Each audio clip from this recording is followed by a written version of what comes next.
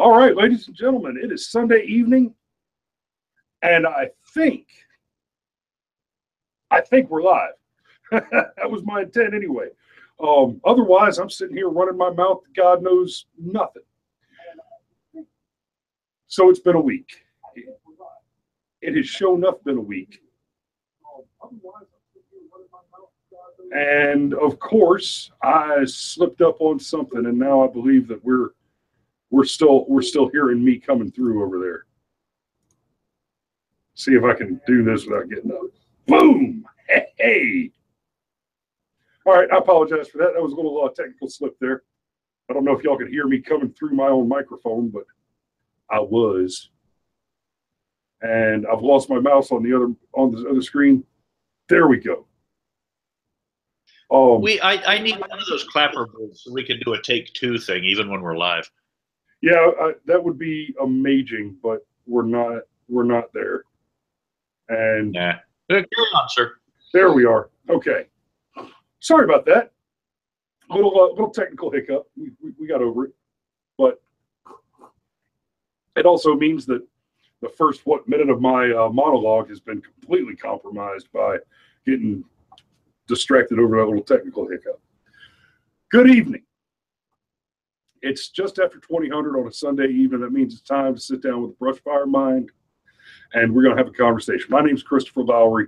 We're going to talk a little bit about some of the stuff that's happened this week. Been an interesting week. Been a very interesting week. If y'all notice the show title for this evening, Charlie Gard is ashamed of the Republicans. So I would love for everybody to take a moment of silence for Charlie Gard. He has passed away. And let's be real about this. What has happened is a little boy, a baby boy, was diagnosed with a very serious illness. And he was denied treatment.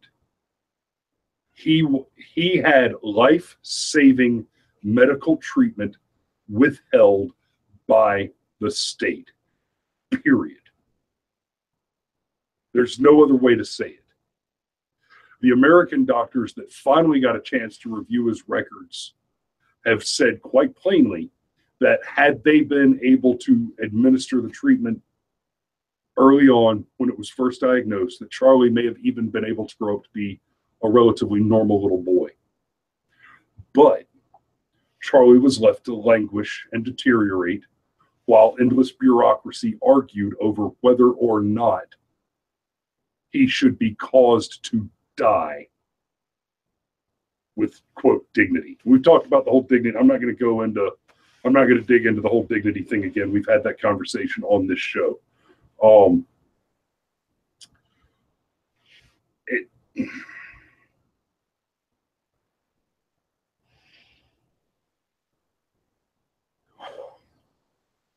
It breaks my heart. It absolutely breaks my heart. I cannot imagine one of my own children having to go through something like that. I can, however, imagine quite vividly being a father and being told that the government had decided to murder my child. I have burned cities for less. In America, we have lunatics, madmen, idiots who argue for gun control. The Second Amendment is precisely why shit like this doesn't happen here. But you got your Bernies, you got your burnouts that support socialism.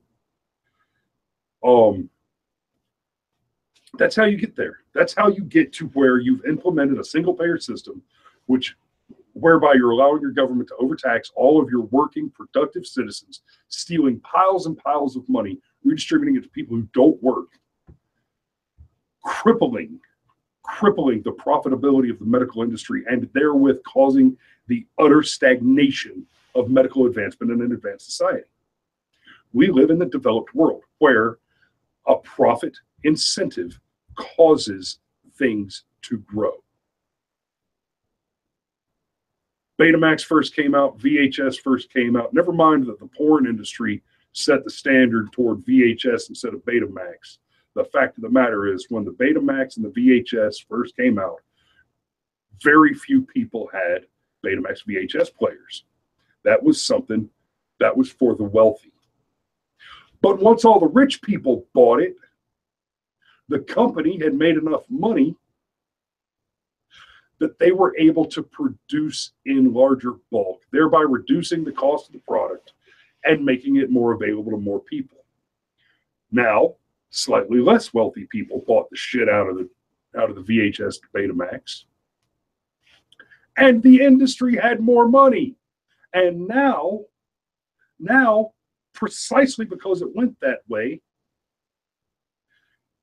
even Americans on welfare, on food, Americans who are the victims of weaponized charity or welfare, as most of you know it, most of them have a video playing device in their home. Most of them have a couple of game consoles hooked up to a large television.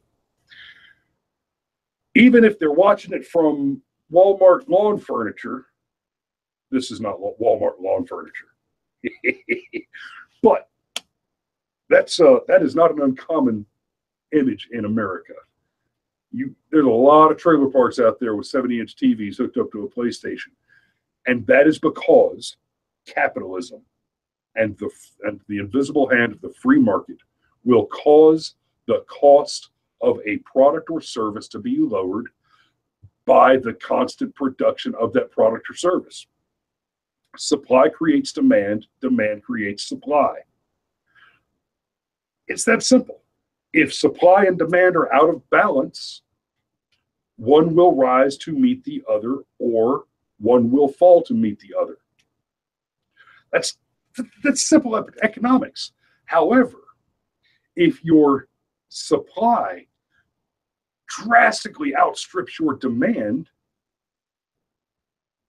and the demand is, there's never a way, if your demand drastically outstrips your supply and production cannot raise supply because the supply that initially created your large demand was an artificially inflated supply, that production cannot ramp supply to meet demand, then you have rationing. You will have a finite supply and an infinite demand.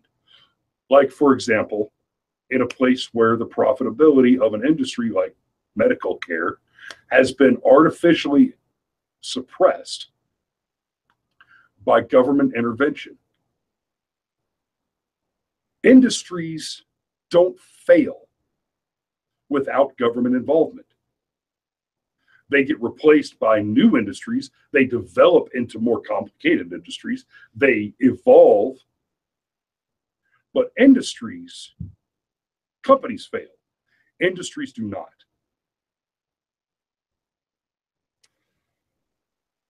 Charlie Gard is a victim of socialism.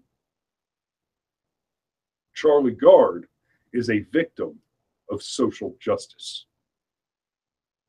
Charlie Gard was murdered by weaponized charity.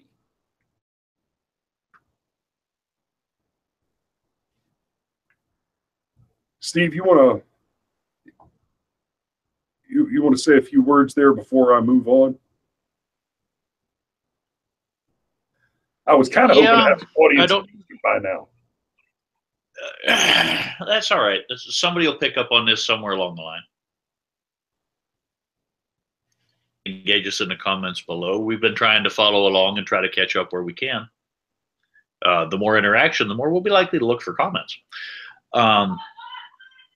As far as specifically Charlie Gard's situation, I was trying, I'm going to have complete disclosure here. During your monologue, I was absolutely looking for the quote from Obama about Obamacare that talks about the death panels not existing. No one's going to tell someone that they're not viable to receive the treatment because their life's just not worth it.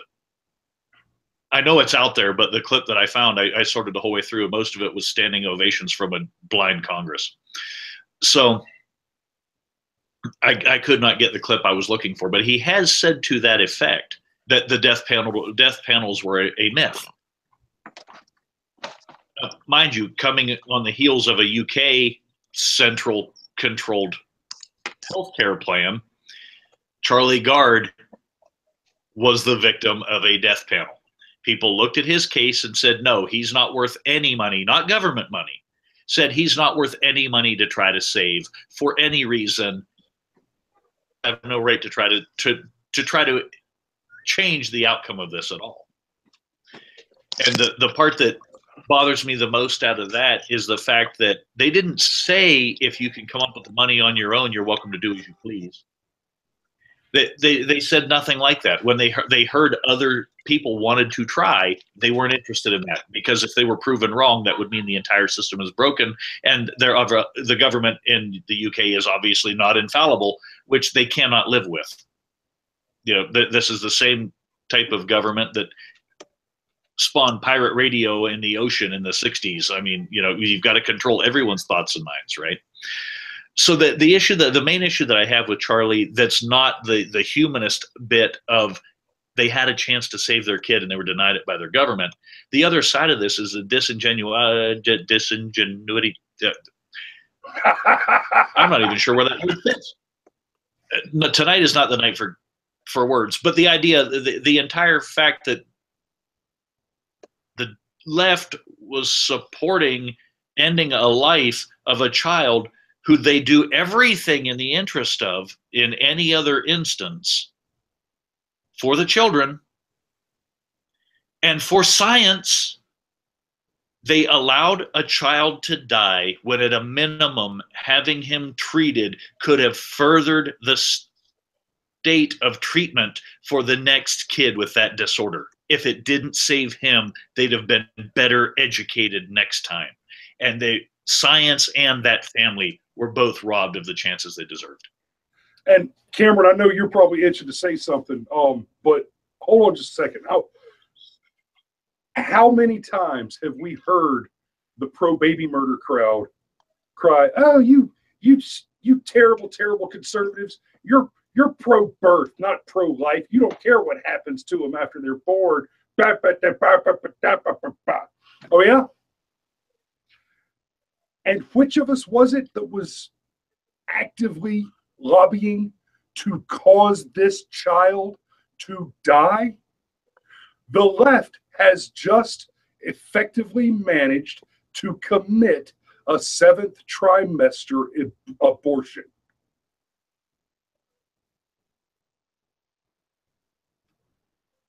So tell me once again that we're pro-birth and not pro-life.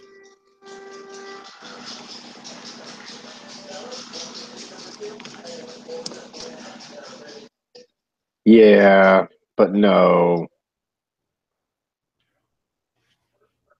Wow, Shane Cameron looks like a baby. Yeah, I heard and that. And it sounded like today. his own entry music. That was interesting. Oh, that was Chris texting me, telling me to mute my microphone. Irony. Yeah. Yeah. So, I realize that you guys have probably talked about this for a few minutes and talked about the human aspect and talked about the scientific aspect, and so there's probably not a lot to add, but I'll just real quick would like to just say my own little thing about this. When we were in high school, right down the street from my house, a friend of mine had a terrible accident. He tried to jump on another friend's bumper going 5 miles an hour and somehow managed to miss and flip all the way over and crack his skull on the pavement at just the right 90-degree angle to cause multiple fractures on his skull. And his brain swelled up for 2 days, and then after 2 days, when the swelling started to go down, his brain just died. And it was very sad, incredibly tragic accident. As morbid as this is, there's still a stain on the road from where he bled over near my mom's old house. Like it was icky. I was actually standing in the hospital room with the guy's parents and sister and two other friends that had been in a high school musical with him. And his pastor actually came in the room and said, you know, I'm very sorry to have to say this, but we all need to pray for Patrick because this is not life. His brain is dead.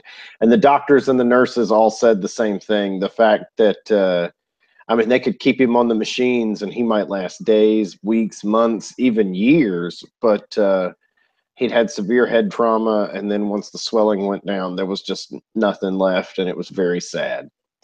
And so that family, in consultation with their priest, decided to terminate the life support, donate his organs, and all of that.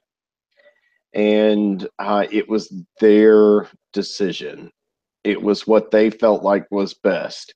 And the only real difference here was the doctors were saying in Patrick's case, we just don't think that there is anything that we can do now that his brain is crashing after this accident. It's just over. Whereas with Charlie, there was this experimental thing that could have been done. And since we're just being personal about it, the father said in his statement that he was sorry he couldn't save his little boy. And buddy, I mean, you want to talk about throwing my laptop out the window. Unless you've been in that sort of a situation in particular, and it's not something I wish on anybody, but what a family, what friends and whatnot goes through in those moments, in those times, can't be quantified by pencil pushers who determine the appropriate amount of health care somebody should or should not receive. What has happened here is terrible. And Chris probably already said it, but I'd like to think that Charlie Gard is in heaven and he's ashamed of the Republican Party for not repealing the ACA. Because if we don't get rid of it, we're going to have single payer in this country. Now, the ACA is something that we've talked about several times on this channel. Any of you who watch us regularly certainly know that I'm a state licensed insurance broker. Cameron's also a licensed insurance broker. And I specialize in health insurance. That's what I've been doing for the last 5 years. Before the ACA went into effect, the Affordable Care Act went into effect. Young man, couple of kids and a wife, let's call it 30. $800-900 deductible, and basically no maternity coverage.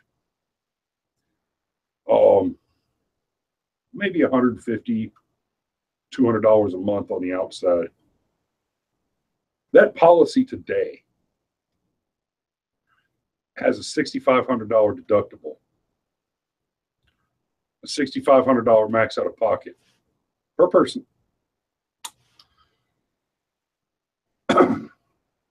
Doesn't cover anything until you've met that $6,500 deductible. You have to pay the full price for your doctor visits, your medication, for all that, until you've met the $6,500 deductible. And then some portions of your coverage have co-insurance pays after that. I know I'm throwing numbers at you and I'm getting in the weeds on this a little bit, but I really want to focus. I really want to just make it clear on this whole pre-existing conditions thing. If you had a pre-existing condition, say, let's go with diabetes, since 33% of Americans have type 1 or 2 diabetes. You went to get health insurance before the Affordable Care Act. And of course, we know that you would basically be told to go lay down in the street and die. And until the Affordable Care Act was passed by the compassionate Democrats, one of our largest taxpayer burdens was shoveling these bodies into mass graves and burning them so that they wouldn't stink up the streets for any longer than absolutely necessary. Right? Y'all remember that, right, guys? Oh, that's right. There weren't piles of bodies in the street because this whole narrative that you couldn't get health insurance before the Affordable Care Act if you have a pre-existing condition is a bald-faced lie. You might pay a higher premium because you are a higher cost and a higher risk. You might get your policy and have an exclusionary period of a year or 6 months.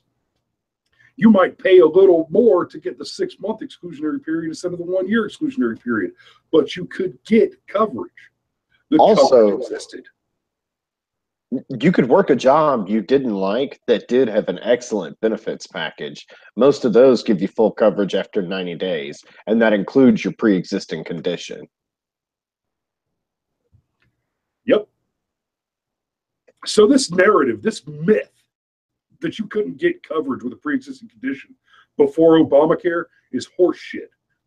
So the truth of the matter is, if you're paying let's go on the high end, $200 a month for your health insurance plan for your family.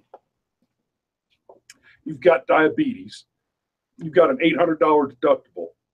Okay, so there's $2,400 for the year in premiums, plus the $800 deductible. And the max out of pocket is usually about the same as the deductible. So there's your $1,600. You're up to $4,000 a year in medical costs. ACA with a much lower quality plan, you're looking at on average $11,000 a year in premium for a plan that's going to cost you $13,000 in deductible and max out of pocket. So you're looking at $25,000 instead of $4,000. That's assuming that you're sick and using the shit out of your health insurance. If you're maxing out your deductible so that you're using the health insurance to its full, you're maxing it out. You're spending the most that you can be expected to spend on your health insurance plan. We went from averaging $4,000 a year in medical costs for most people to, what did I say, almost 40?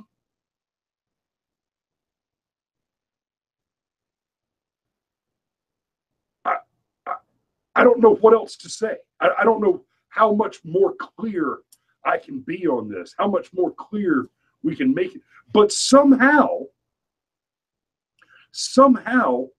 these Democrats believe that the Affordable Care Act has reduced the cost of medicine. Even that ludicrously non sequitur statement, oh, the Affordable Care Act, which is an insurance law, not a health care law, has reduced the cost of medicine. No, it hasn't. 6 years ago, the average cost of a hospital stay was about, and we're talking about going to the emergency room, being admitted, staying overnight, about $10,000. That's nearly double now. If you go to the emergency room, you're just about guaranteed. It's just about impossible to walk through the door of the emergency room and sign in without racking up a $1,500 bill. That's just how it works, guys. The Affordable Care Act has put more people on Medicaid. I have clients that make around $100,000 a year with a family of 5 or 6. And because of the number of people in their household compared against their combined household income, yada, yada, yada, the ACA will not allow their children to go onto their health plans if they buy private plans. So the children are forced onto Medicaid by the law for families with a 6-figure income. And then mommy and daddy have to buy a plan where their income reduces the amount of their subsidy to a point that it's almost not worth having. So now mommy and daddy are paying $1,100 a month for a health insurance plan that only covers the two of them, with a $3,000, $4,000, or $5,000 deductible and a similar max out of pocket cost after the deductible. And the kids have gone to Medicaid. That is what your democratic socialism horseshit has gotten us. John McCain, brother, I wish you good health. I wish you the best of luck with the brain cancer, but clearly it's affected you. Go home. You're done. You're a con artist, and you're a shitbag. And especially because you're a veteran, because I know that you're a veteran, and I know what that means to us. And by the way, I appreciate McCain. I just love that you did not have your treatment at the VA. Okay, in 3 weeks, I'm going to the VA to have surgery. They're going to peel my ear off and drill a hole in my skull. I'm going to let the VA do that. I know. But unlike Johnny, I came out of the Army with my testicles.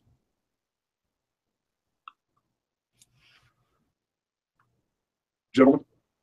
I was going to make a comment that I cut off your hole in your head for nothing, and you know that I would. But you trumped me with the testicles comment. Next. All right. Speaking of John McCain losing his manhood, earlier this week, oh, the Donald. I love that the Donald tweets. I adore that the president communicates with us as a people directly. However, official policy changes, it's not the place for it, Don. Brother, I love you. I do. I've been one of your biggest cheerleaders from the word go. I predicted your victory way back in the beginning. I knew exactly why you'd win. I tried to tell everybody why you'd win. I spelled it out enough that if anybody had been paying close enough attention, my roadmap to your victory was so clear and precise that it could have been used for evil. Let's face it. And I love that you tweet. Brother, I appreciate the shit out of it. But this is not the way to announce major policy decisions. The tranny ban. I'm sure I'm going to get slapped down for calling it that. No transmissions in the vehicles in the Army anymore? Wait, no more training in the Army? Nope, none at all. So the transgender ban, the ban on entry of transgender and service of transgenders into the military, the tweet is the only problem I have with it. And let me, before we talk about why transgenders should not be in the military, let me address some of the people like Kristen. Jesus, now I forgot the name. Guys, help me out. The Navy SEAL that transitioned that's been all over Facebook. I got nothing. Sorry. Okay, well, anyway. I haven't read anybody's butt hurt over it. Didn't commit it to memory, sorry. I said tranny ban, Sharon. Thank you for chiming in. But here's the thing.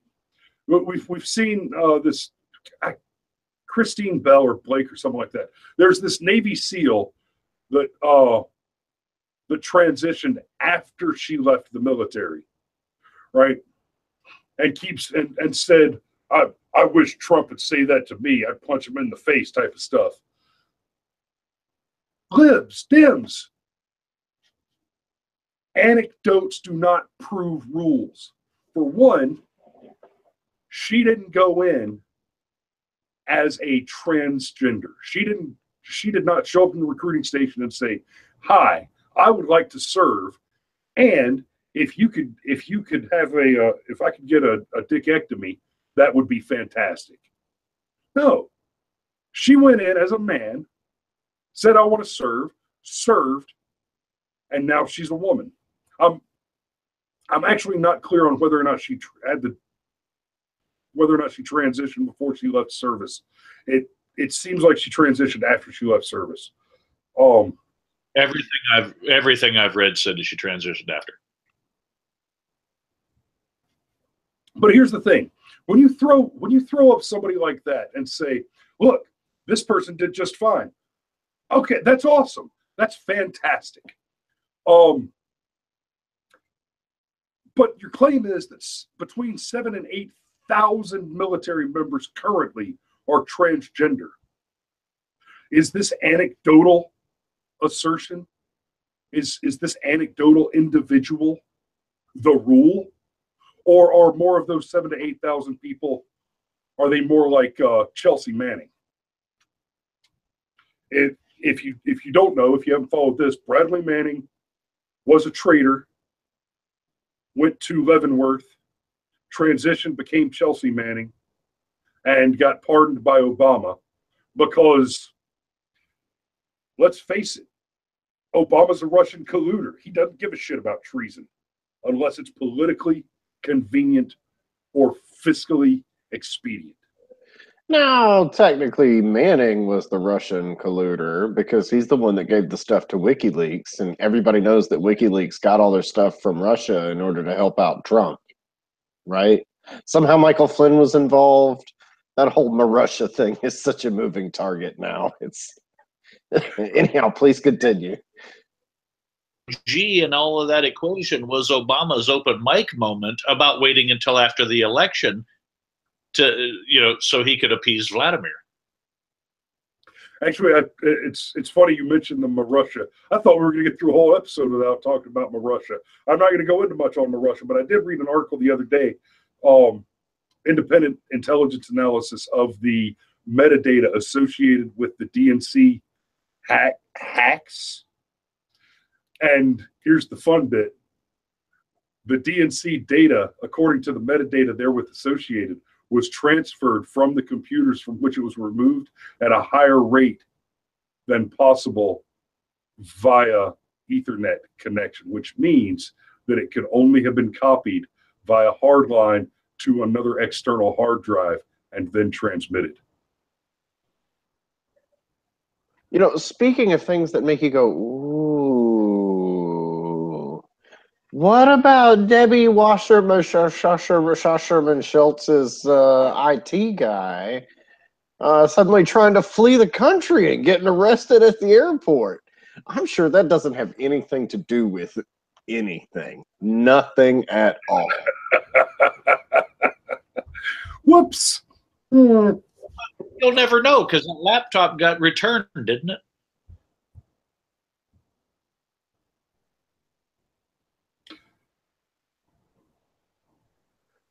Wait, it got returned? I thought he had at least some hardware with him when he was arrested.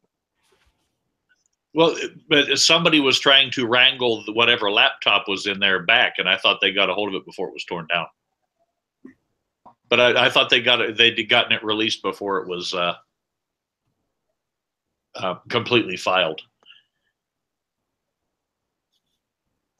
Right. Because that never happens. Yeah, I think we've gotten drastically off of the topics that we had intended to discuss tonight. But before I try to rein us back around, my bad. You're the only one really chit-chatting with us tonight. But let me ask you a question. You see how the live chat's running on the screen here? How do you like that?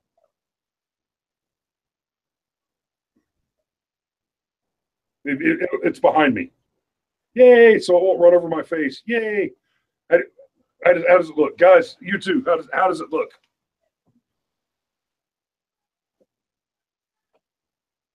Well, to be fair, in my screen, I can see it popping up, but I can't read it. I have to swap over to my active window for it. Yeah, it's tough for me to read as well. It's too busy. When you go to full screen, or are you on full screen?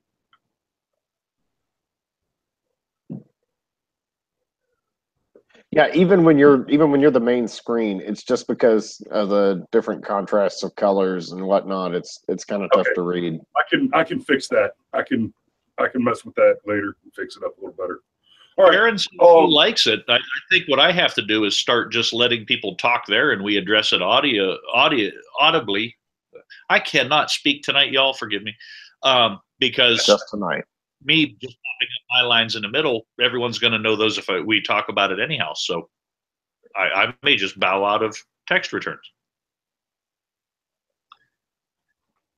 Yeah, that's kind of where I am now anyway, because I mean, I'm having to manage the cameras and the monitors and everything else with one mouse from across the room.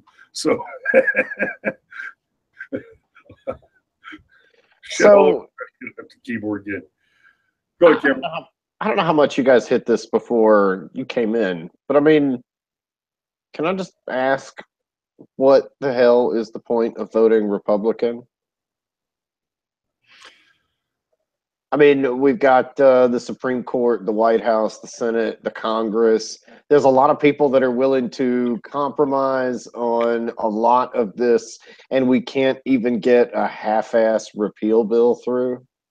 Can I just say this one before the big gray beard butts in? Well, this, when he called Trump a victor, was the fact that there was very little difference in the long run because of the people who were in play. I'm sorry, who called Trump the victor? I had a 4-year-old trying to. Cameron, will you mute your mic for me, please, and have Steve say that again? All I was saying was, before you butted in on that fact about Republicans not being Republicans in this particular instance, I called this, back when you were calling for Trump's victory, was the fact that I didn't see enough difference between the two parties to matter to me. And in the long run, what has turned out to be a portion of this Republican controlled Congress did not keep the promises that got them elected. And as a matter of fact, quite literally pulled a Hillary Clinton and lied through their teeth to get the money to get elected. Okay. I've touched on this before. We've talked about this before. One of my favorite things about Donald Trump is that he is not a Republican. Trump and I do not see eye to eye on everything. I don't agree with everything he does. But I do agree with a lot of it. And a lot of what I agree with, he's doing despite the Republicans. For years, I have said that Democrats are evil, Republicans are weak. Essentially, I vote Republican because they fail our country slower. The beauty of what the Trump is, we now see a Democrat Party that has been shellacked, lost over 1,000 seats in the last election, lost every special election this year, and is going into 2018 with nobody that has a real shot at overtaking anything. There's a lot of noise about how 2018 might shift us back to the Democrats because the Republicans have made X, Y, and Z mistake. But let me ask you a question, kids. What Democrat is not currently holding an elected office that's making enough noise for you to expect them to run for an office in 2018? I tell you what, John Ossoff here in Georgia, John Ossoff, it's going to go, if he goes after Karen Handel's seat again, he got his ass absolutely waxed and outspent her 10-1. You think the Democrat Party is going to have that much money to throw at him during the actual midterm election? Hell no, they've got nothing. He's not going to have the resources that he thought he had last time. So even if he is fool enough to run against Karen Handel again next year, he's going to be running a campaign just like the one he just tried to run, and he's quickly going to find out that, oh, I don't have enough money to make that kind of noise. So we're not going to see a big shift next year. What we are going to see, though, is that the Republican Party has been the compromise of the Republican Party has been exposed. We no longer have a Democrat versus the Republican ticket. Our tickets, when we vote now for our state representatives, you're voting for the socialist or the Democrat. Oh, the Navy SEAL, Kristen Beck. I thought, okay, good. But isn't that supposed to be part of the beauty of Trump and the fact that he is not a typical Republican? He'll actually sign some pro-liberty legislation if it would just get put on his stinking desk. I mean, from where I see, Trump got elected on three things, being pro-America, building the wall, and repealing Obamacare. Yep. And if he doesn't build the wall and if he doesn't repeal Obamacare, I mean, we would judge any other president on a second term based on their first. And if he doesn't follow through with those two things, I mean, and I'm not even saying that it's Trump's fault. I think if they would just put some kind of a bill on his desk, you know, I asked you this the other day, Chris, at what point in time did, you know, he and Mike Pence just go get everybody in a room and lock the doors and order a couple dozen pizzas and cases of beer and pots of coffee and just, no, we're not coming out till we get a bill, period. Right. Well, and one of the things that Trump has done that I just, God, it's fantastic. Donald Trump, you know, there's been all this stuff about, he said, I could be the most presidential, okay, whatever. He's a bit of a blowhard, a bit of a bragger. It is what it is. But he is the only president, I challenge you to show me different, to actively surrender executive powers back to the states and the people. One of the first things he did, well, obviously the best executive order he signed so far, the first executive order he signed was to waive was an exemption for General Mattis to take his position because he hadn't been retired long enough. So that's awesome. But he got rid of the Obama era transgender bathrooms in schools executive order. Basically, Obama wrote an executive order that said if you don't allow boys to pee in the girls' room and vice versa in your public school, then we're going to cut off some of your federal funding.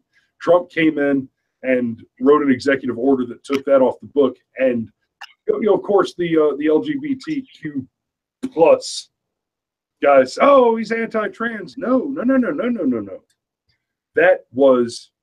This is not the purview of the federal government. Read this executive order.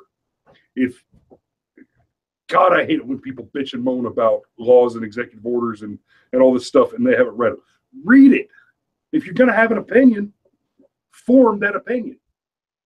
If you haven't read it, you're just reciting somebody else's opinion. And probably not even an original opinion. Recitation after recitation after recitation. You're playing telephone with the law. Now, obviously, we can't literally lock everybody in a room, but you know what we could do is maybe try and primary Lisa Murkowski and Susan Collins in particular, because oh yeah, John McCain. There was one other. That's right, the guy that wanted to be president in 2008. That's right, him. Yeah. If we could just primary, because what is amazing is the narrative for a long time has been that conservatives are intractable and don't live in the real world and are unwilling to compromise and can't be bipartisan and all of that other yada, yada, yada, yada, yada. That's just lip service. And in every step of the way, it was the House Freedom Caucus that figured out how to get a compromise bill through the House. And then when we were trying to do this big, complex repeal process in the Senate, that failed. And part of the reason why it failed is Rand Paul came out against it pretty heavily. But then suddenly we put a more clean, massive air quotes, repeal bill on the desk. And guys like Rand Paul come back on board, and suddenly, again, it's the effing moderates that are screwing us here. I mean, that's what needs to happen. Maybe instead of locking people... Those are not moderates. Those are leftists. Yes, they are leftists. Your point is well taken. I actually think that we're at the point where Trump should use his bully pulpit to publicly excoriate them in particular. I don't know what he did to bring Mitch McConnell around. I thought Mitch McConnell was going to be the biggest hurdle in the Senate. I really did. I don't understand how in the world Mitch McConnell actually voted for this repeal, and then Lisa Murkowski did not.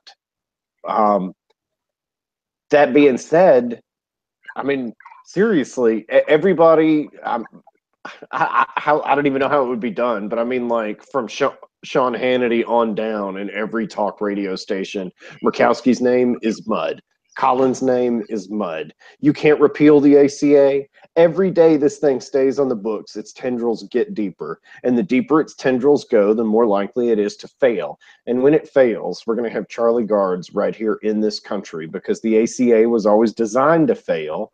And it was designed to fail in such a way so that the left could control the crash and go, oh, well, you know, maybe if we did single payer or Medicare for all, or maybe if we did a big federally backed insurance program, yeah, let's do that.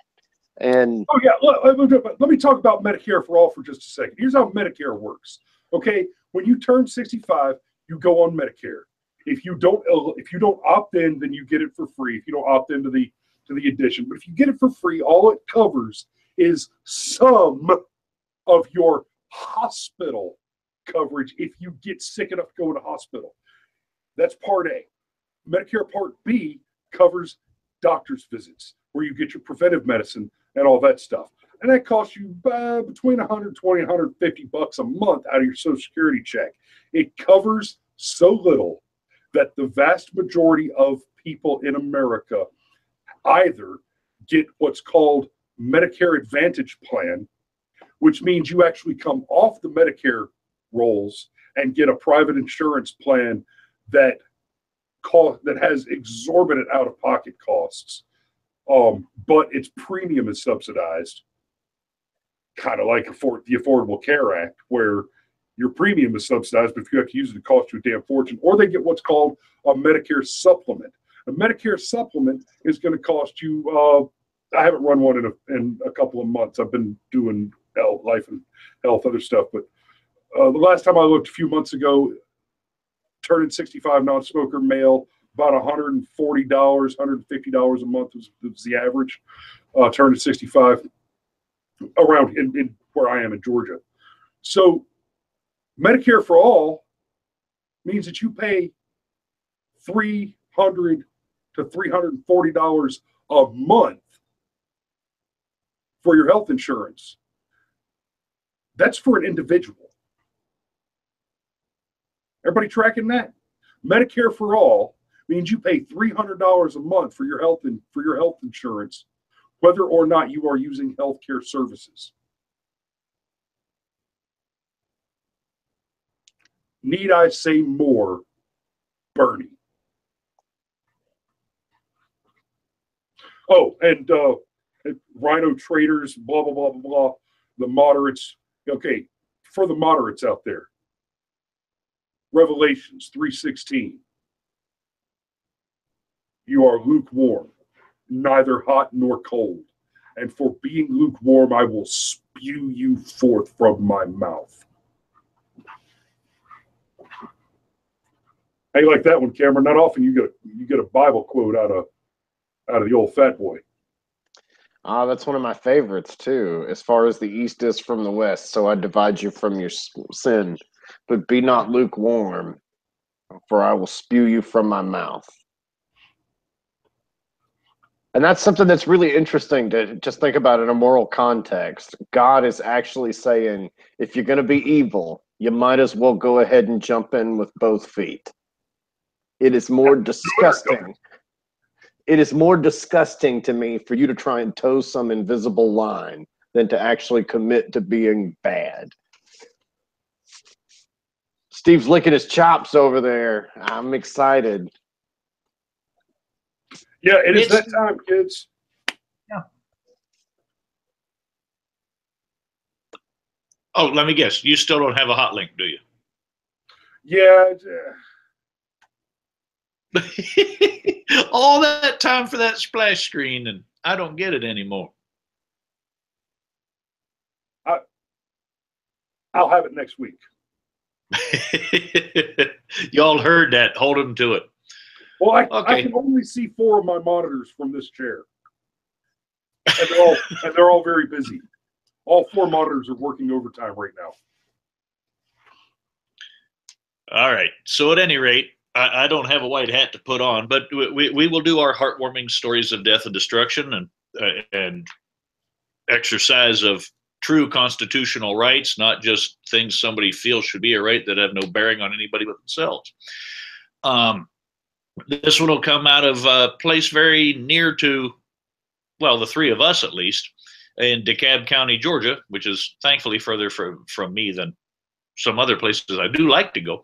A homeowner shot and killed a man dressed like a woman after he broke into his home. They report it from Lithonia, a little town east of Atlanta proper, just after 2 in the morning. According to the DeKalb County Police lieutenant they interviewed, the homeowner gave him a warning. The suspect continued to approach, at which time the homeowner fired 1 shot. The homeowner will not be charged because it's been ruled as self-defense. To be fair, somebody's advancing on you that's not welcome in your property, that's a threat. Speaking to neighbors in the area, the reporter found that a neighbor believes the homeowner did the right thing. He's got a house full of females and doesn't mess around when it comes to their safety. The neighbor said, I think people should protect themselves and their property. And this is the part Cameron was waiting for. The burglar died at the scene. Which is also interesting because as of this writing, they had not been able to identify who the fellow was who was in the house. So even, you know, it doesn't necessarily have to be someone you know coming into your house, but that fellow won't do it again. Yeah, I threw together a quick little white hat. Just, I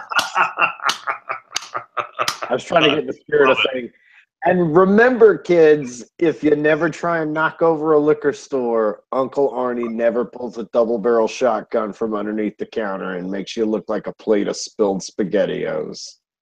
Yeah, because face it, you're either going to look like SpaghettiOs or you're going to be like Cam and dress up as a flying nun too early for Halloween. Seriously, 1 shot? I mean, what kind of a badass was this old lady? Well, it was a fella that fired it. I have nothing on caliber or ammunition used. That'll be something that needs to be pulled for statistics later, but that's nothing they reported on. Yeah, it's like I might need to change the weapon I carry. That's pretty serious right there. If I had to, thanks, Chris. That one works. That one, the SpaghettiOs yell. That's yeah.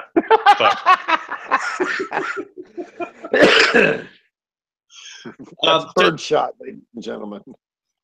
That if the fella just died at the scene and not instantly, I would assume something center mass and kind of drowned in his own life fluids.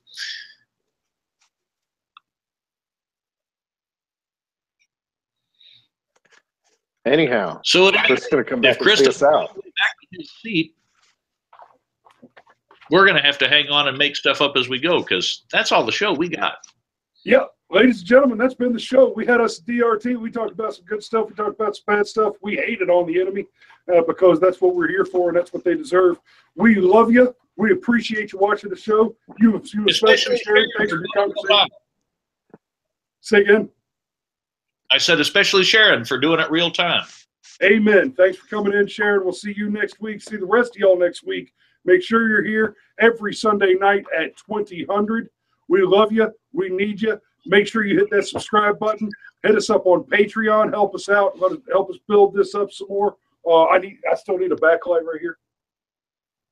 I need a backlight. All right.